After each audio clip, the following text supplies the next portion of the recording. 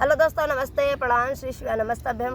हम दोनों बहन लेकर के आए हैं चुटकुला नाच गीत। ये चैनल पर जाएगा, हमारे बिमला दीदी के भी चैनल पर जाएगा और हमारे भी चैनल पर जाएगा और कंचन के भी चैनल पर जाएगा। तीनों के चैनल पर जाएगा। गीत अच्छा लगेगा तो लाइक शेयर सब्सक्राइब करेगा, फुलाज के साथ सपोर्ट करेगा।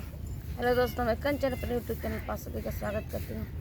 हम दोनों बहन नाच गीत लेकर आए हैं। गीत अच्छी लगे तो लाइक शेयर सब्सक्राइब कर कमेंट करके जरूर बताना गीत कैसे लगे।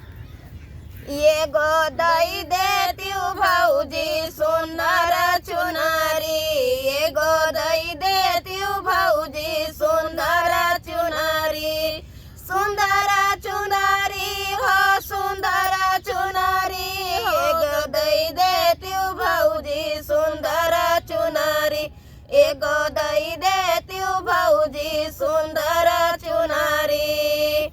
लाल के भाई भौजी ने गचार लिया भाई, ने गचार लिया भाई हो, ने गचार लिया भाई। लाल के भाई भौजी ने गचार लिया भाई, भैया से लिया भाई सुंदरा सिकाड़ी, गोदई देती भौजी सुंदर चुनारी, ये गोदई देती भौजी सुंदर चुनारी, सुंदर चुनारी हो सुंदर चुनारी, ये गोदई देती भौजी सुंदर चुनारी, ये गोदई देती भौजी सुंदर चुनारी।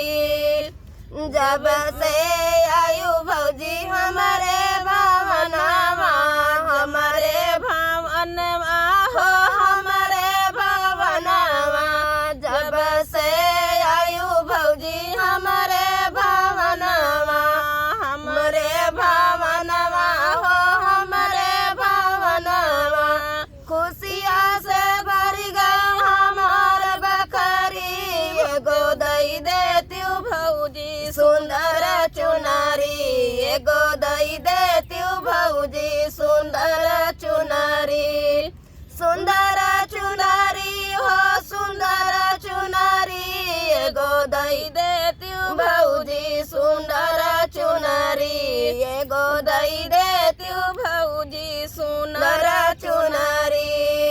हर तुम्हें दे भाई ननदी दिया भाई मुनरिया, हर तुम्हें दे भाई ननदी दे भाई मुनरिया, दाई दे भाई तो का सुंदर चुनारी, ऐसे दी हुआ शीस हमारी बखरी, ऐसे दी हुआ शीस हमारी बखरी, हमारी बखरी हो हमारी बखरी, ऐसे दी हुआ शीस हमारी बखरी, ऐसे दी हुआ शीस हमारी बखरी। गीत कैसा लगेगा कमेंट बॉक्स में।